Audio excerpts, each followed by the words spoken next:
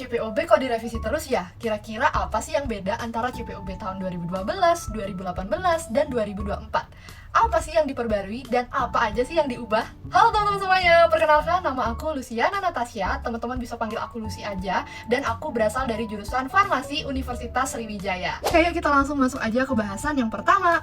Nah, tapi sebelum itu aku mau ajak teman-teman untuk review sedikit nih. Kira-kira CPOB itu apa sih? Jadi, CPOB adalah pedoman yang diterapkan di industri farmasi untuk memastikan bahwa obat-obatan diproduksi secara konsisten dengan kualitas yang tinggi dan sesuai dengan standar keamanan, kemanjuran, dan mutu yang telah ditetapkan oleh otoritas regulasi. Nah, lalu itu di CPOB itu banyak sekali teman-teman istilah. Ada bab, ada subbab, dan kalau teman-teman buka draft CPOB itu ada yang namanya aneks. Nah, ini akan masuk ke pembahasan kita pada hari ini. Aneks itu adalah dokumen tambahan yang memberikan panduan spesifik mengenai topik tertentu atau proses khusus dalam pembuatan obat. Jadi aneks ini adalah bagian dokumen terpenting pada CPOB ya teman-teman. Kira-kira apa saja sih yang berbeda? Nah, Lucy bakal kasih gambaran secara umum dulu sebelum kita bahas mendetail per bab dan per aneksnya ya teman-teman. Jadi, pada CPOB pada tahun 2012 itu fokus pada revisi manajemen mutunya, produksi dan pembuatan produk steril. Di mana beberapa aneks baru juga ditambahkan, termasuk cara pembuatan bahan baku aktif obat yang baik dan manajemen resiko mutu. Lalu pada CPOB tahun 2018 itu mengacu kepada standar yang lebih baru, yaitu PICS GMP tahun 2018. Ya, intinya CPOB 2018 itu lebih terbarukan gitu ya teman-teman dibandingkan CPOB tahun 2012. Di mana terjadi juga nih perubahan pada sistem mutu, personalia, fasilitas, dan pengawasan mutunya. Dan bab sanitasi dan hygiene itu digabung dengan bab lain. Padahal kalau di CPOB tahun 2012 itu masih dipisah teman-teman.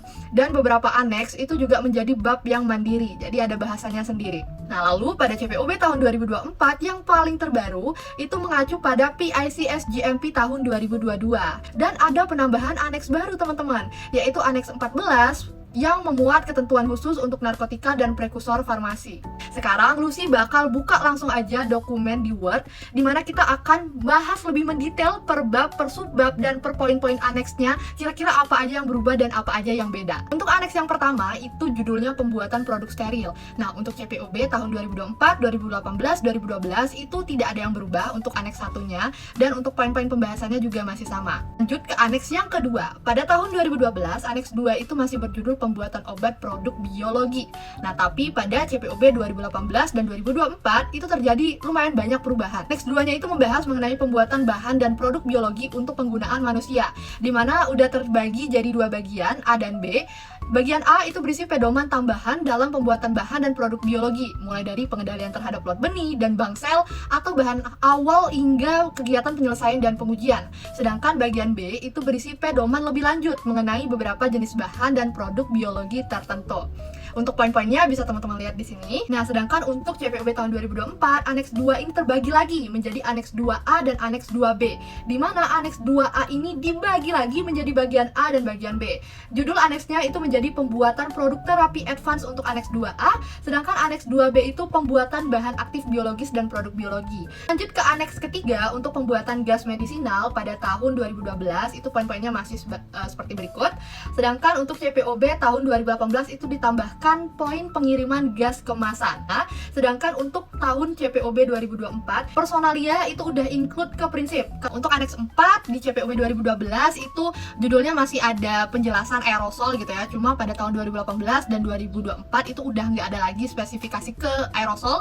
Nah, untuk aneks 5 ini di ketiga tahun 2012, 2018, 2024 itu tidak ada pembaruan sama sekali. Judulnya masih sama dan poin-poinnya juga masih sama. Untuk aneks ke-6 perbedaannya bisa kita lihat dari judul. Kalau pada tahun 2012 judulnya masih pembuatan obat investigasi untuk uji klinis. Sedangkan pada tahun 2018-2024 itu sudah diubah menjadi pembuatan obat uji klinik.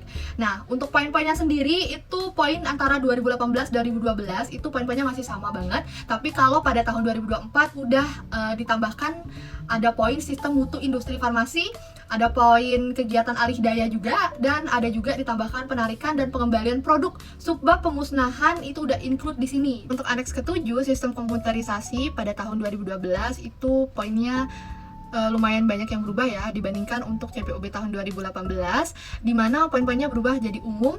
Yang awalnya personalia itu udah include ke subbab atau pembahasan poin aneks umum gitu ya. Lalu untuk fase proyek itu udah include juga validasi yang awalnya menjadi pembahasan tersendiri. Lanjut ke aneks 8, itu tidak ada yang berubah teman-teman dari segi judul. Aneks 9, pembuatan radiofarmaka, CPOB 2012 dan 2018 tidak ada perubahan sama sekali, masih sama untuk poin-poinnya juga. Tapi pada tahun 2018 dan 2024 itu ada perubahan, ada penambahan poin berupa sistem manajemen mutu. Untuk aneks 10 juga CPOB tahun 2024 itu masih sama poin-poin pembahasannya, cuma mungkin pada judul bangunan itu ditambahkan lagi bangunan dan fasilitas. Dan untuk CPOB 2024 dengan 2018 masih sama juga. Aneks ke-11 itu kan masih ada poin sampel pembanding dan pertinggal untuk produk impor pada CPOB 2012 dan 2018.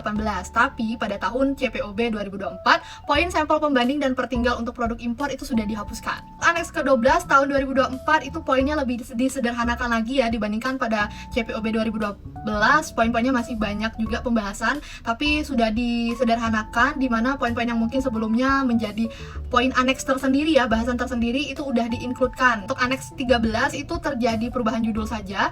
Kalau CPOB 2024 itu judulnya sudah manajemen resiko mutu, sama dengan CPOB 2018, tapi CPOB 2012 aneks 13-nya masih berjudul pelulusan parametris, di mana poin-poinnya juga jelas berbeda ya. Nah, dan yang terakhir ini khusus cuma ada di CPOB tahun 2024 aja, yaitu aneks 14, ada ketentuan khusus narkotika, psikotropika, dan prekursor farmasi. Untuk poin-poin pembahasan aneksnya bisa teman-teman lihat di sini. Itu dia tadi teman-teman, kita udah bahas banyak banget dan membedah poin-poin aneks bab dari CPOB tahun 2012, 2018, dan 2024. Hope it helps, semoga menambah pengetahuan baru untuk teman-teman. Jangan lupa klik tombol like, comment, and subscribe.